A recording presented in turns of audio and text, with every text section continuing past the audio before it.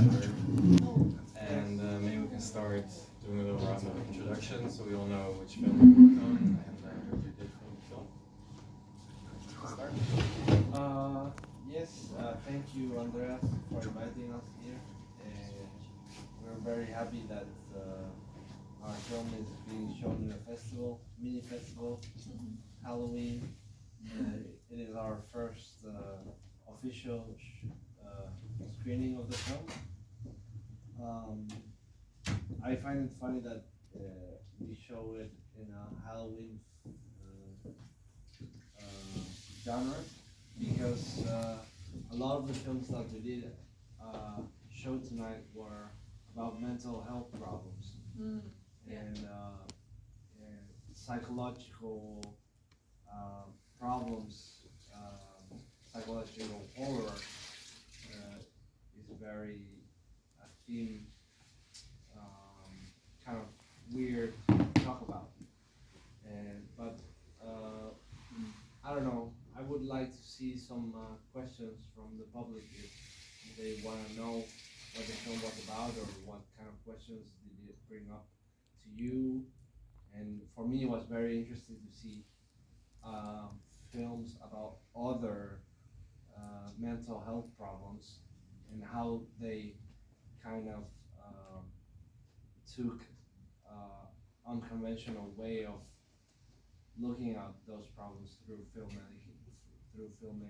So yes, we're open to questions. Yeah, I think. So first, everyone can introduce themselves, and then we can just open everything up. Okay, and, yeah. So we were Alice is okay. Yeah. And what did you do on Alice is okay? I'm the director of photography. Okay. I was also part of Hollis Okay.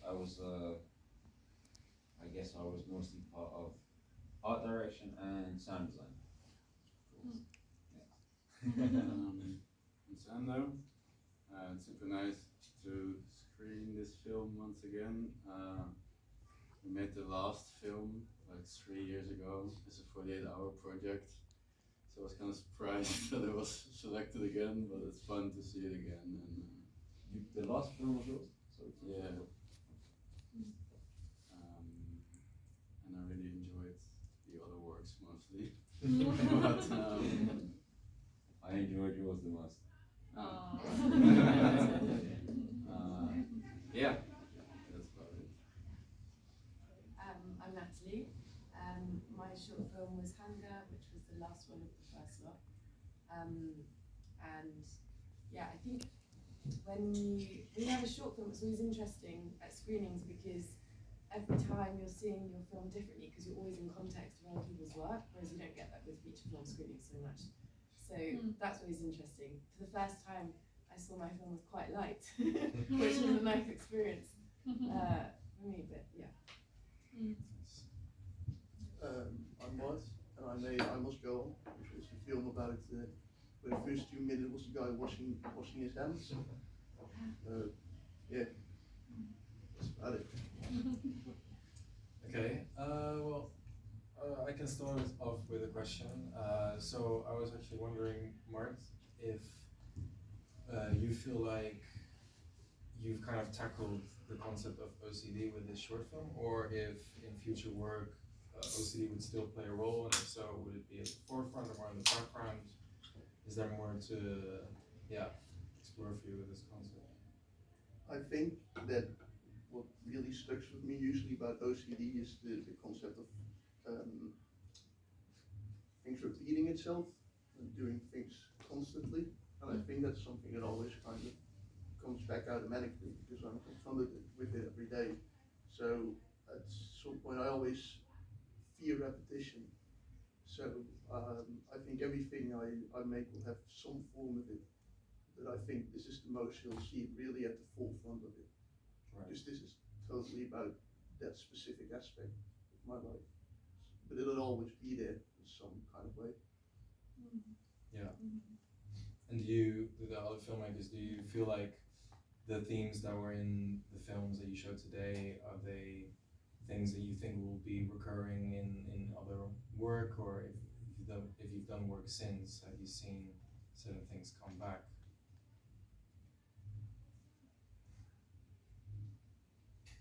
Maybe not. Probably. I mean, one of the things.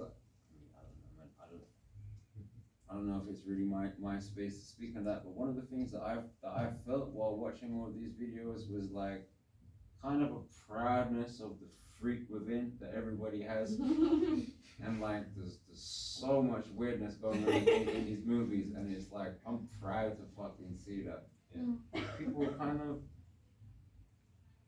focusing on that, and I would like to think that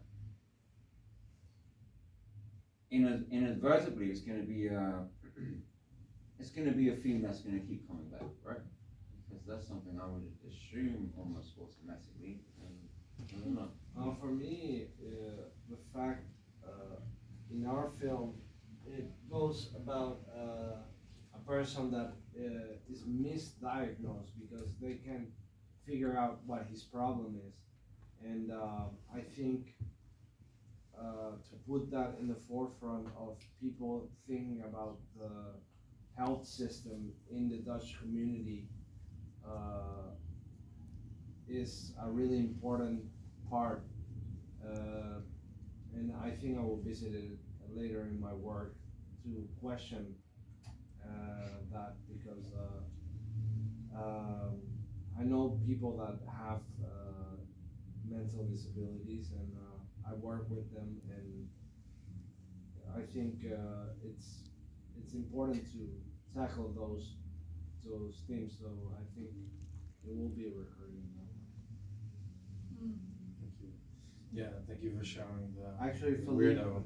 Philippe, the director of the film, he's working now in a film about a painter who is blind in painting in the beach, and so those kind of obstacles for people are always important. He's not here to say that, but yeah, it's important. I think from my side, I don't think this was my first short film, so you know, I have a huge amount of experience, but I'm working on a second project now, and I found that I don't think I'm actually driven by theme that I want to explore. I think I'm more driven by the opportunities to learn new things. So for the case of this film, it was that I wanted to test out using that camera and also like have that experience of working with actors on film, which is a totally different experience. And now with the second project, I really wanted to work with a certain researcher and see what comes from working with him, and then from working with him, and also Lucas, who was here tonight, who did the sound and the music design. I'm really interested in like the process that I'm going to be going through as making the film, and who I'm working with, and what can come out of that, and then the theme kind of comes out at the end, as opposed to thinking I want to make a film. So you're this, really, which lots of people actually do. So while you're working on the film, you're really mostly focused on the process, not thinking necessarily too much about the film and the audience. Yeah, I want to have a good time, and I always want to be learning, and I always want to be learning from people whose work I'm really interested in, and I guess because I don't have the pressure, I'm an independent filmmaker, I don't have the pressure of having to deliver because I've got a production breathing down my neck, and I know that it can take a long time because I'm financing it myself, so I need to be able to enjoy it. Otherwise you can go crazy. So yeah. How's that for you guys? Do you think does the process weigh heavier than the result, or does that just come later? I definitely think it's a very important balance. I think one of the things I wanted to say earlier again, one of the things I tried to say to you earlier is definitely that you can feel it when there's kind of a natural aspect of things, and I think what you were doing with your brother who was doing the sound, right? My brother's here, but the guy's doing sound, not my brother. But got that feeling But going. it had that feeling sort of. Yeah, It was yeah, kind it's of, true. it was a very close knit kind of. I guess the word I used earlier, which might not be the best word, but I think I tried to say something like it was like it felt natural because it's like you're not trying too hard and you're kind of playing with the less is more. And I think you were doing the exact same thing. I think playing is a key word. Yeah, Just 100%. in the process of starting and looking at new things, just playing Playing with it is Yeah. probably is the a right good word. experience. It's probably the right word. So I thought that was, I don't know, I think that's an important thing to maybe take away from something. Yeah. Sander, what are your feelings on this? I thought while watching all these movies, I saw that a lot of people were playing and also in every stage. So I think very often, maybe especially in the Netherlands, the script is very valued, and then afterward you just make the script. And I really didn't see, maybe, no, not much. I didn't really see that here. So here it was really like this continuation of playing, also in the filming and in the edit, and I really enjoyed seeing that. I can really feel that actually. That's really cool.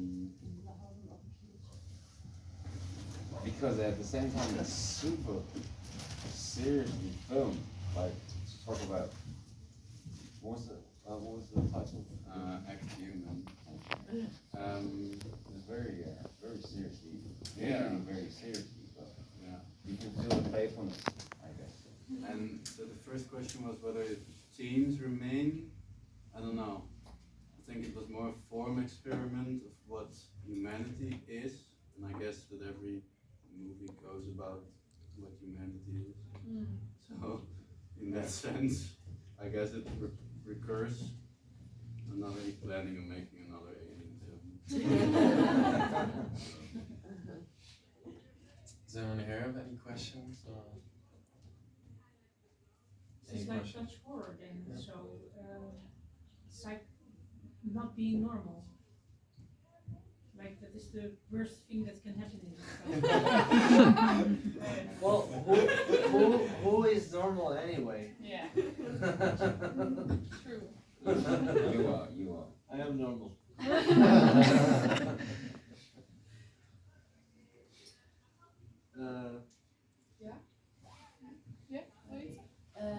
Because all of us seem to agree on this leaving space for the playing and not being depending on things like a script or production, sort of the institution of that and the structure of that.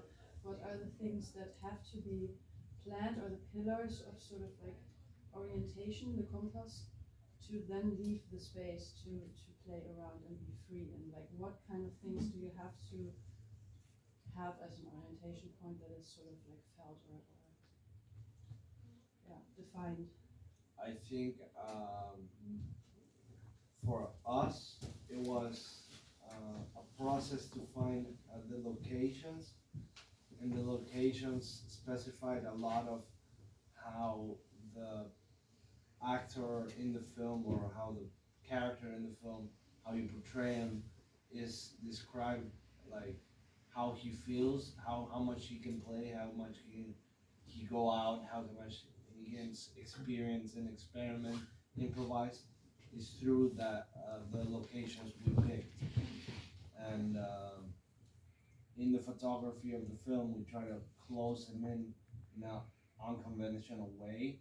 We use anamorphic lenses, and usually you would close someone in conventionally in someone who has mental problems in this case. Then we would do a 4:3 format, which is kind of like a square format for a movie, to see like that he can't escape his mentality.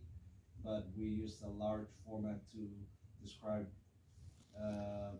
that he's aware of his surroundings, but he's so apart from them, and they're distorted, and we have a shallow depth of field, so he can't really feel them.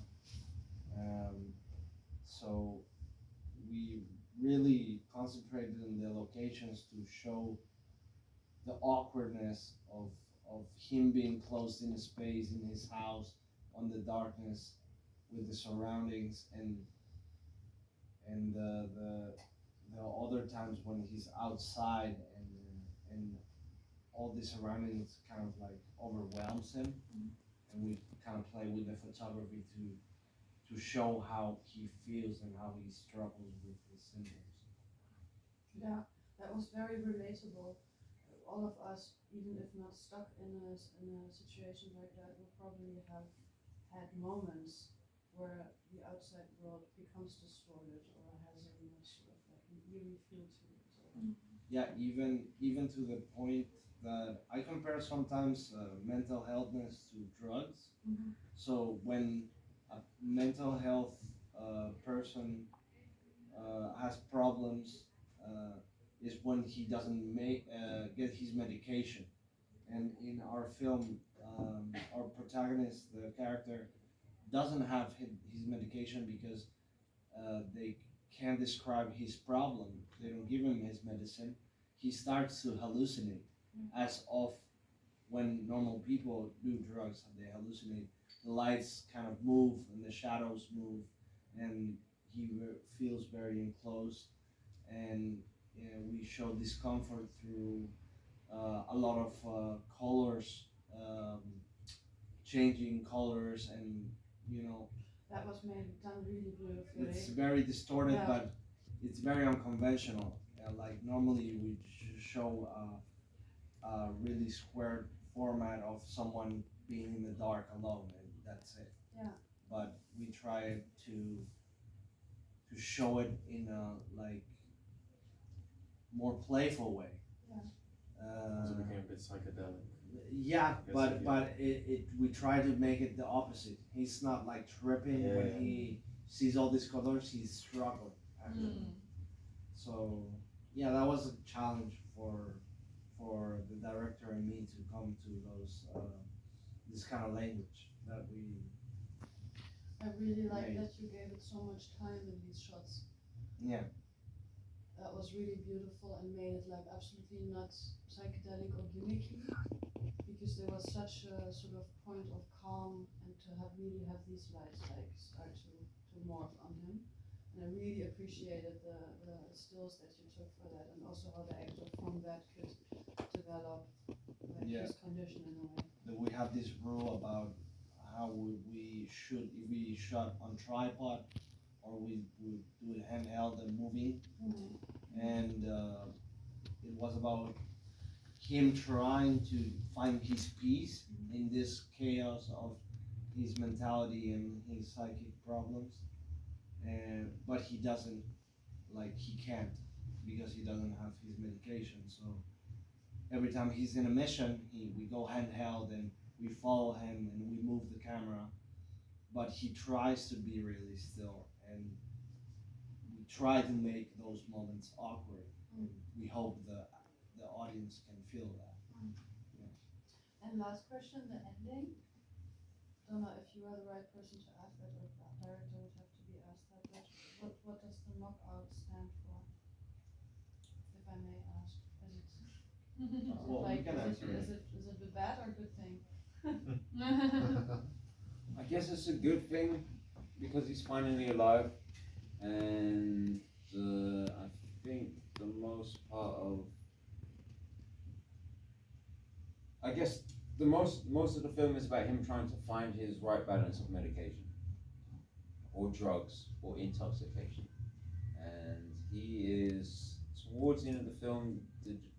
The original idea for sure was that he towards the end finally finds a balance where he's tripping pretty hard, but finally feeling pretty good, and he's I guess the whole film is about trying to find the right kind of prescription medication that you can get from the government, and obviously eventually trying to go his own way with it. And I guess the climax is a positive because he finally finds a spot where he feels good enough to leave the house and actually confront the situation, dance with a girl, go out and live a bit, even pick a fight, or at least kind of He survived.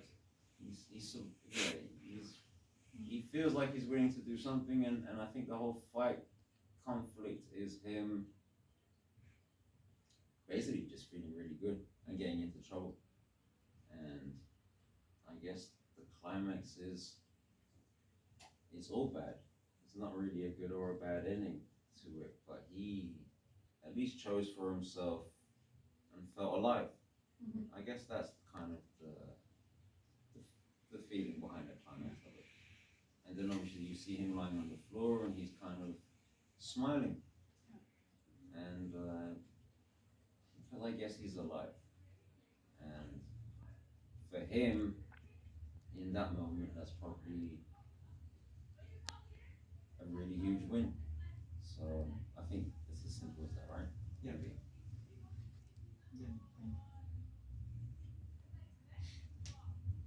Does anyone else want to say something about the original question? So the sort of stable aspects a movie making process needs to experiment in the middle? I think that really the only thing you need when making a film is just the concept and a message you want to work towards.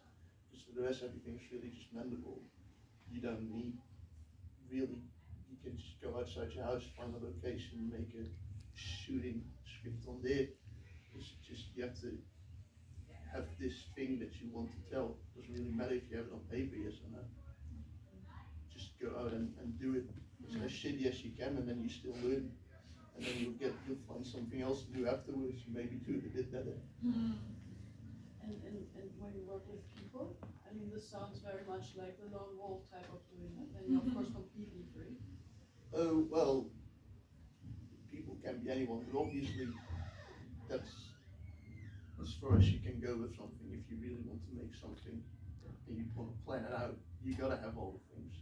But to just make something can be quite easy. I think you did 48-hour film that is just get a bunch of people in there, you get this sentence, you have to get on screen and you just fucking do it. It doesn't really matter. It doesn't really matter how you work towards it, because you can really plan on it. And I think for him turned out fine. So you can really just, if you want, of course, if you want to do it really well, you plan everything in advance.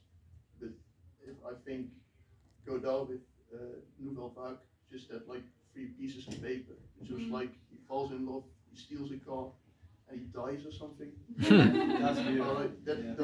those three things happen, and we'll fucking make it so it doesn't matter. And then they just had a bunch of people they called like, oh yeah, we're gonna do this, and then they got there, you have a script now. This will happen, and they gave those 3 pieces of paper to the actors, and they were like, this doesn't make any sense. But there's a movie about it out now, I think, called Nouvelle Vague, by Richard Linklater, I think, which is actually really good. So if you want to kind of see how that process works, then you can go to the cinema and watch it now. Cool. Nice. I do not get paid to plug this. Well, there are a lot of ideas and even films that never end up getting seen or made because the maker is struggling with the idea of it has to be perfect or it has to be, well, yeah, perfect, like this perfectionism.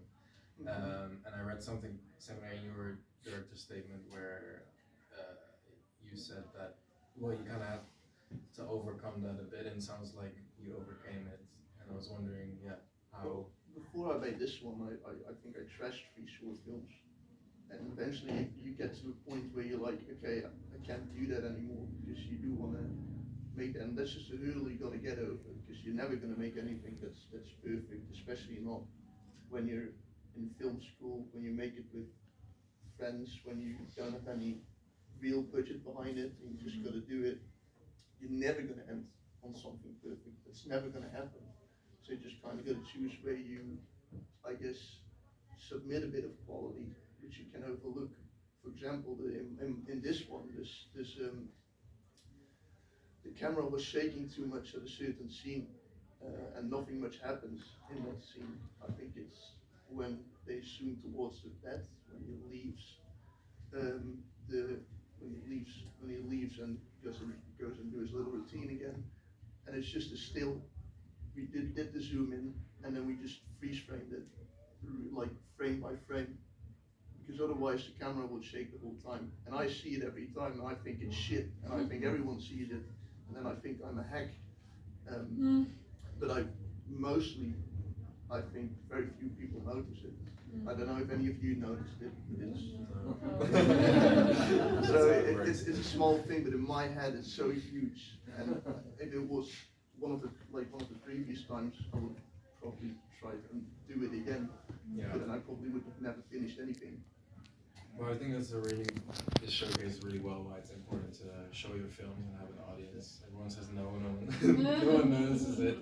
It's always better for someone else to see your film than yourself. And also, I think it's way better to have some kind of flaw in your film, because it at least shows someone's behind it, someone tried, and you don't make anything perfect. I think in Jean Dielman, which I state as like an inspiration for this film, at some point you just see the boom mic in the frame, and it like I think the British Film Institute ranked it as the best film of all time, and there's like 3 full seconds with a microphone in frame.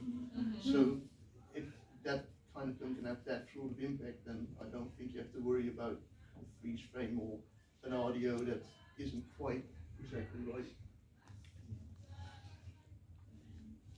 And Sando and Natalie, were you worried about, I mean, if you're stepping into a 48-hour, I assume you're not, because you're set up already, not in the best position, 48 hours to make a film, that's tough. But was that something you were struggling with, or this perfectionism? To me, I'm not really doing it anymore, but the concept was really freeing. Because you're really not expected to make something grand, and that's like an open entrance to play, which I think is quite nice. So we made a couple, and then I think I work a lot with Hannah, and I think we have like way more non-made films than made films, who are all much better than our made films. And then, there's just 1,000 ways to do it. My last film, I edited on paper before shooting on the second. So, and I also made a film where I didn't write anything. So I think it's like, and I don't know what's better.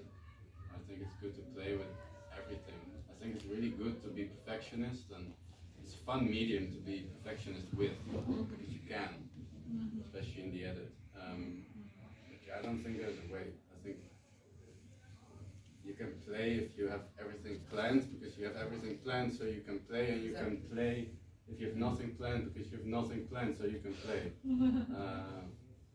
It's the same. I think. I don't know if that answers anything. Was your film that we just saw, was that a 48? Yeah. Yeah, that's funny. How many people have done 48? I've done it. I hated it. Yeah. Every Yeah, second. I don't do it anymore. No, me neither. I mean, in the end, it's a pity. I made a few, and I think in the end, you're like, oh, actually, we got something there, and then we couldn't make it good, which is very depressing if you have few. So I think most people stop with it at some point. I actually do know people who continue it. They're like 48 freaks. Like really, it's really about the competition. Which I think is weird, because you're still kind of making art. But I know people that do it like every year, and like they do that instead of making their own short film. Yeah. Well, if you just make your own short film, it'll be so much easier and so much better than wait for this like stupid fucking sentence you have to use at some point, because you gotta write it all down, and you're like, this doesn't fit what I had in mind. And Well, I had one that got too calm, but the last one I did, there was so much stuff that went wrong. Especially the first day, like when we came to set, there was 2 Steadicam operators, and they were looking at each other like, why are we here? And we were supposed to film half of the film the first day while they were writing, but I was just smoking cigarettes while they were writing the whole time, and then we filmed one scene, and that was one day. And Yeah. I'm like, why am I here? And also You know? the second day the main actor almost died, right? Yeah. Yeah. Maybe a story for another time, but Well, it's fun to think about, like, how you will still dead. What if he died? he came back at 3 o'clock in the morning and they finished it. Yeah, yeah. And then I was like, I'm never gonna do this again. No, No. understandable. Yeah. Didn't you feel that at some point it felt like a game, and you were like, oh, I actually tried to make something, and then some like fantasy fuck wins it? I always. There's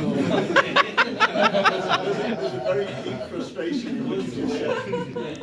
Yeah, it's. Do you want to go further on it? Or? No, Do but you I have a just name to like, call that? at some point, it's such a game, Yeah. a gimmick. It's like, oh, you don't have the sentence exactly, and then it's like, do you want to make a film, or do you want to play in the 48-hour competition? And then I think that's why I stopped doing it. It's like, I think it has no respect to writers, because writing is a real long process, I think. And it just like you say, it's just a game. Yeah. And I respect this long. Felipe, our director of our film, is now writing an actual movie. And it's taken him 6 months to write. At least 6 months. And he got funds from Brazil to live off it and write this film about a blind woman making these paintings. And he's writing and writing, and that's a real thing that script is the structure of a film. You should respect that. But because I remember at my 48-hour, and thankfully they didn't win, because I would have been very annoyed by it. It was a film about them like refurbishing a car, and they had like a crane and everything, and you could. They bought a new car and refurbished it. They didn't do that in the 48. They didn't do that at all. They just recorded it in front and then added like other scenes afterwards. They could totally tell that they did that because the camera was different, the quality was different on all the things. It's like, why the fuck go through all this trouble to place fifth in a 48 hours? You refurbished the car and you planned it all ahead just to still lose. And then I think like. And I could tell from talking to a lot of people, they were in it to win it, you know, and that's fine. But you weren't in it to make something. It takes, I understand what you mean though, it takes away from the artistic expression, Yeah. and yet the absolute art of filmmaking is not really part of it anymore. It's just Exactly. playing a game. You're just there because you want to go to Cannes for the 48-hour thing, and that's fine if you want to do that. But there's like no real heart or anything behind it anymore. It's not worth it. But mostly. It might be worth it, but it's not the right way to do No. it. Yeah. So play for the game, not to win. It's a fuck 48 hours. but it's also beautiful because I like after I did so many projects which I didn't get funded that I went back to film school now, and that is nice that you're not going through the constant development hell of trying to find money, which is also shit. And then you get out of school and then you have that struggle again. No, but I just You're lucky. I'm like closing my eyes now. In that case, I'm very lucky. Well, when I was in film school, I didn't have any means to make anything. Really? They had like the most basic equipment. I went to film school in Ecuador, and when I came here, I wouldn't say don't do a 48-hour if you're starting to do filmmaking. It does open a door to you to meet new people and actually do something.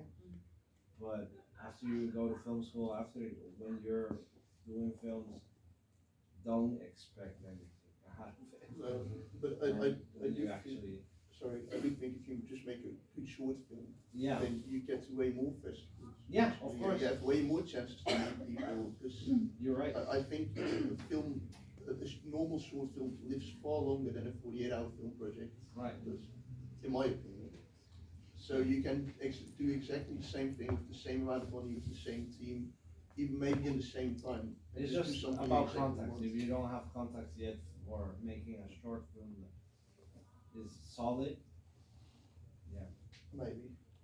But even with a normal film, like you still don't know if it has that magic touch that people actually see. Like even if you play plan everything, and then you still don't know. You never know. But that's practice. Yeah. You'll find it eventually. No, it is, but like big filmmakers fail. Of course. Like they make some. Like I saw the new Ginger Moose movie. It's shit. The what? Jim Jarmusch. Jim Jarmusch. Oh, Yeah. Jim Jarmusch. I thought you said ginger I think moose. even if you plan ahead and you make a serious short and you want to go to like big festivals, you don't know. No, of course. It's gonna get. It's the same with Ridley Scott now, where people trash him now all the time. But he made so many like actual classic films that you really can't bring anything. He already had his artistic output and he put it all out there and it was fantastic. And eventually, you know, you run out of steam sometime and then you'll get it back later. You don't know. You have ups and downs, and I think that's with every kind of job.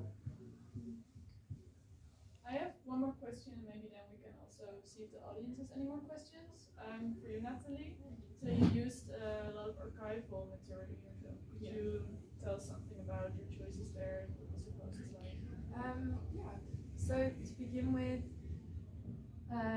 so I worked with 4 archives, all based in Europe. So one of the archives, Home Movies, came on as like an official collaborator on the project, which basically meant that it was a way for them to waiver the licensing fees for me. So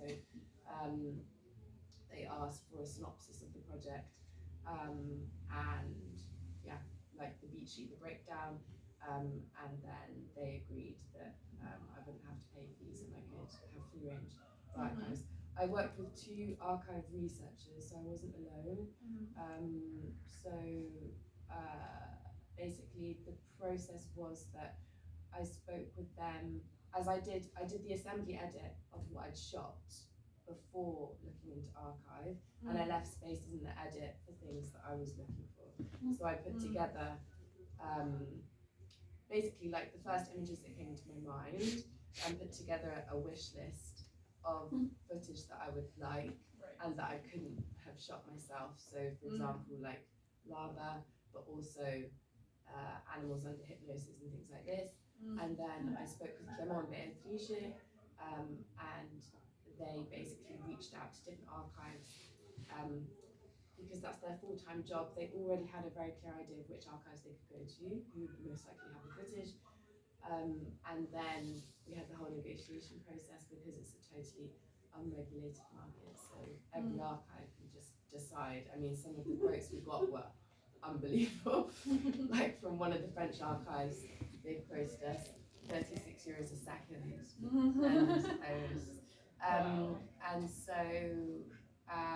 And I was really pleasantly surprised that a lot of the archives were very generous, and there's lots of ways of getting around things.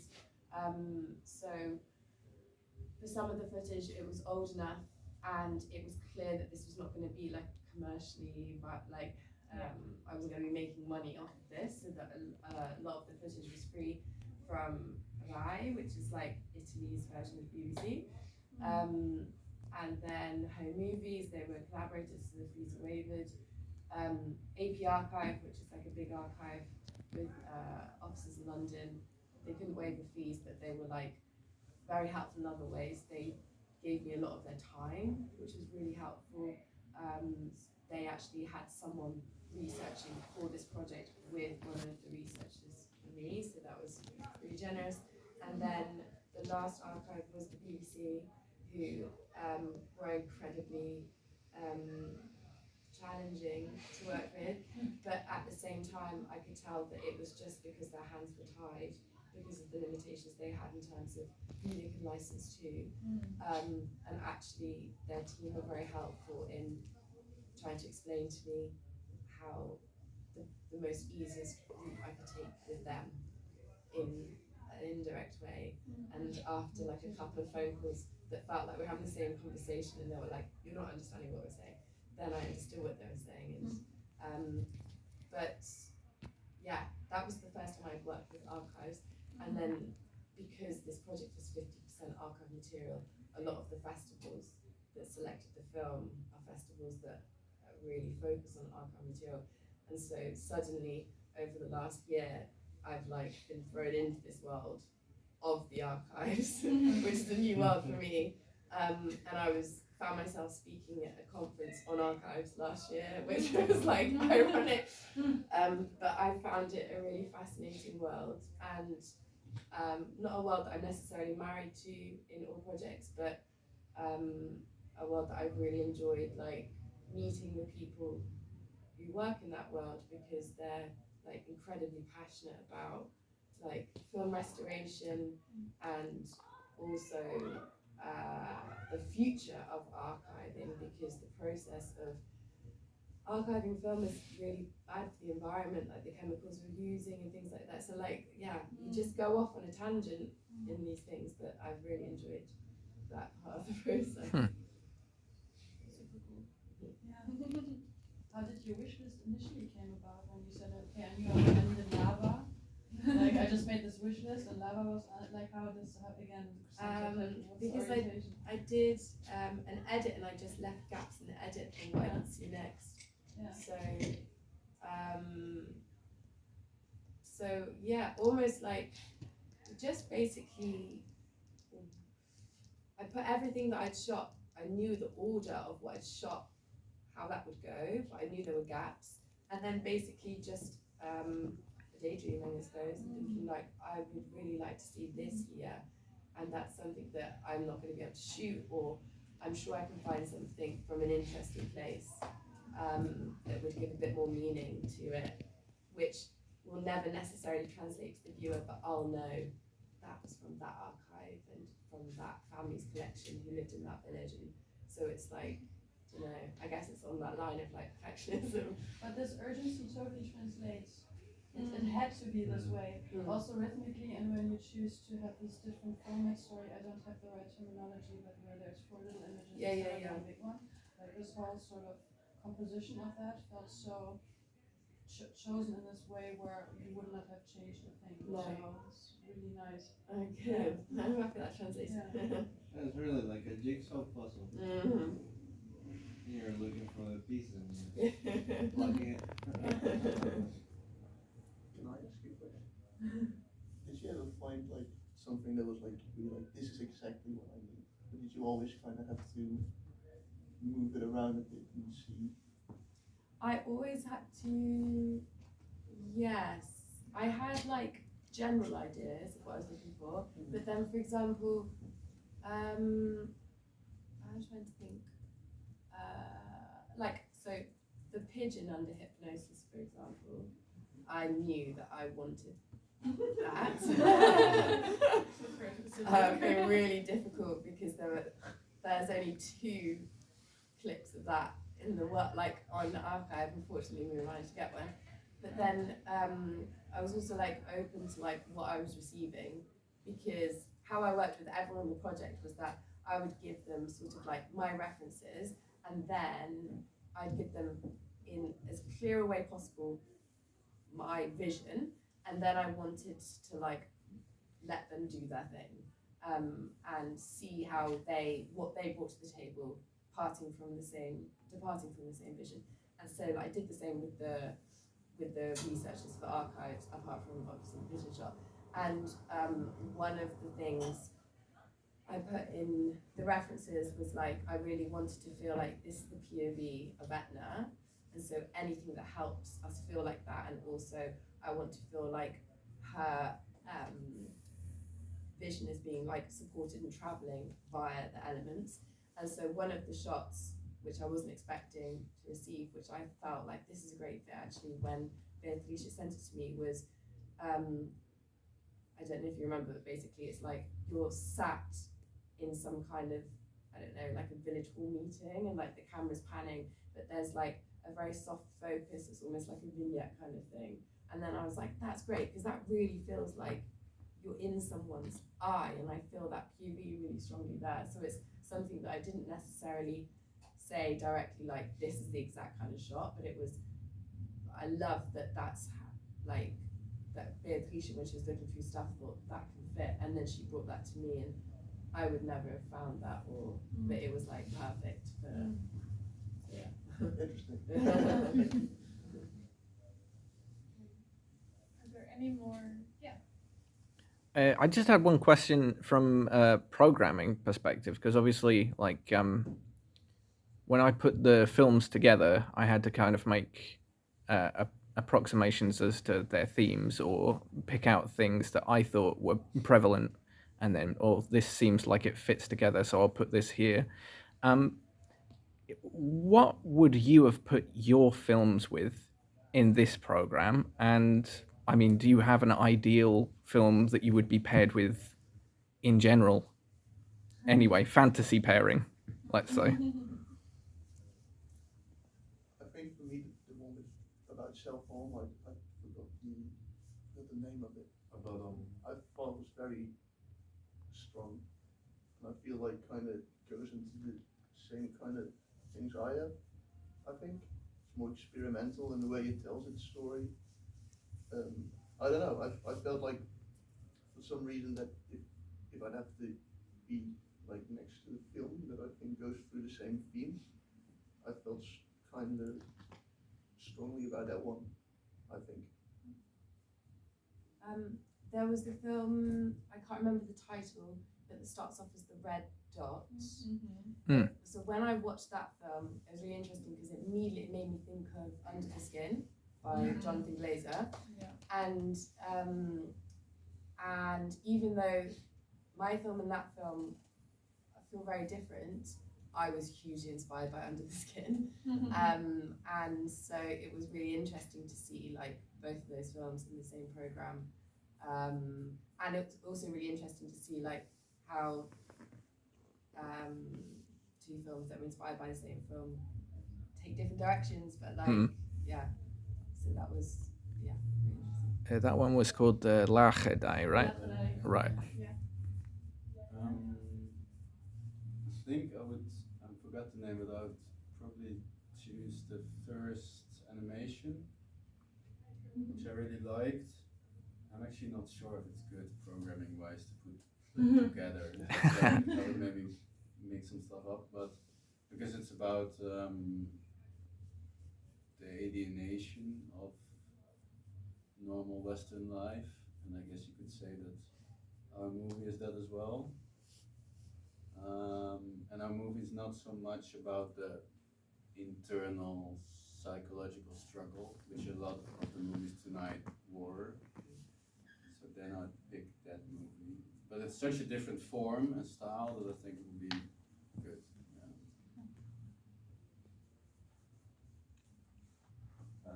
Yeah.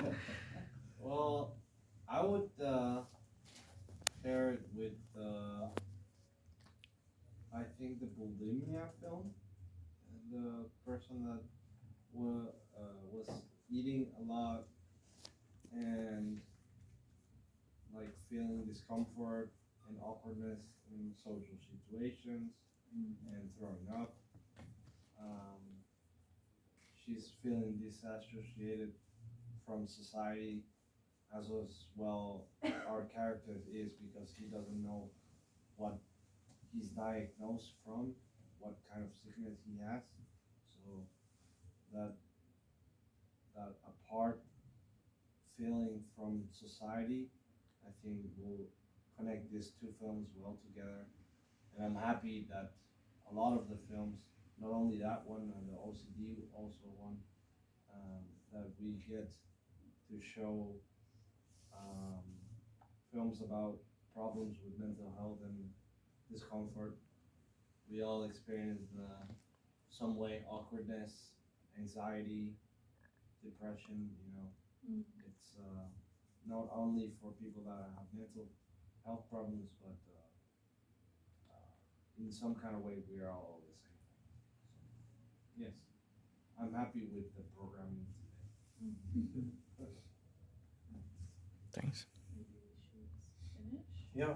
We also wrap it up. Jack, did you want to do Yeah. the thing? Well, yeah. Can we have a round of applause for our panel first, please? Yeah.